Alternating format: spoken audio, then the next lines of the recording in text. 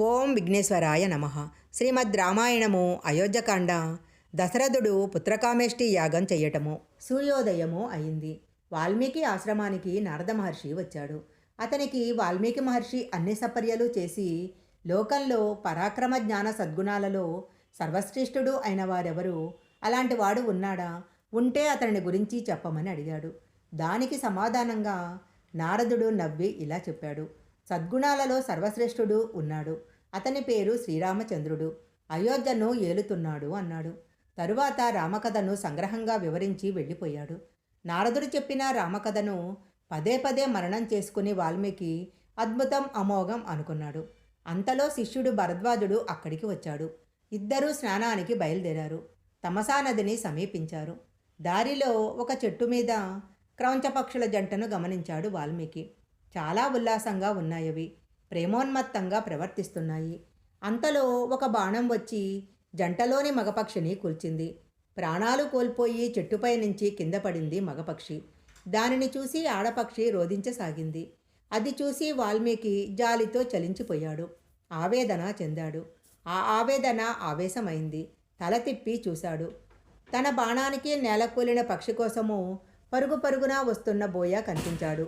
తన బాణానికి నేలకూలిన పక్షి కోసము పరుగున వస్తున్న బోయవాడు కనిపించాడు. రక్తారుణ నేత్రాలతో ఇలా శపించాడు. మానిషద ప్రతిష్టాంత మగమహా శాశ్వతీం సమాహయత్ క్రౌంచ మిథునాదేక మవదిహ కామ మోహితం. ప్రేమోన్మత్మై ఉన్న ఈ జంట పక్షులలో ఒకదాన్ని చంపిన కారణంగా కలకాలం నువ్వు అప్రతిష్ట పాలవుతావు అని శపించాడు. అక్కడి నుంచి పరుగందాడు. భయపడి పారిపోతున్న బోయవాడిని చూసి వాల్మీకి జాలి చెందాడు. శాంతించాడు. అయినా తనకేమైంది, ఎందుకిలా ప్రవర్తించాడు అనుకున్నాడు.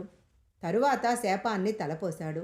చక్కని పదాల పొందికతో 2 సమపాదాలతో శ్లోకమైన తన మాటలకు తానే విస్తుపోయాడు వాల్మీకి. ఆ మానసికావస్థలోనే శిష్యునితో సహా స్నానం ముగించుకొని ఆశ్రమానికి వచ్చాడు. మౌనంగా కూర్చొని కళ్ళు మూసుకున్నాడు. జరిగిన దాని గురించి ఆలోచించసాగాడు. ఎవరో వచ్చిన అలికిడి అయింది. కళ్ళు తెరిచి చూశాడు. సృష్టికర్త చతుర్ముఖుడు సాక్షాత్తు బ్రహ్మ సాక్షాత్కరించాడక్కడ. దేవతలతోనూ ఋషులతోనూ తరలి వచ్చాడు. అతనికి చేతులు జోడించి నమస్కరిస్తూ లేచి నిలుచున్నాడు వాల్మీకి. అప్పుడు బ్రహ్మదేవుడు, నువ్వెలాంటి పాపకార్యమూ చెయ్యలేదు, మంచి పనే చేశావు. చేసిన మంచి పనికి ఆనందించు. నా ఆదేశానుసారము వాణి నీ వాక్కులో ప్రవేశించింది. దాని ఫలితమే శోకంతో నువ్వు పలికిన వాక్కు సులోక రూపం దాల్చింది అన్నాడు బ్రహ్మ. అవునా అన్నట్లుగా ఆశ్చర్యపోయాడు వాల్మీకి. నారదుడు చెప్పిన రామకథను నువ్విందాక పలికావే శ్లోకము, ఆ శ్లోక ఛందస్సులోనే కావ్యంగా రచించు. అది లోక కళ్యాణ కారకమవుతుంది అన్నాడు బ్రహ్మదేవుడు. ఆనందంతో చలించిపోయాడు వాల్మీకి.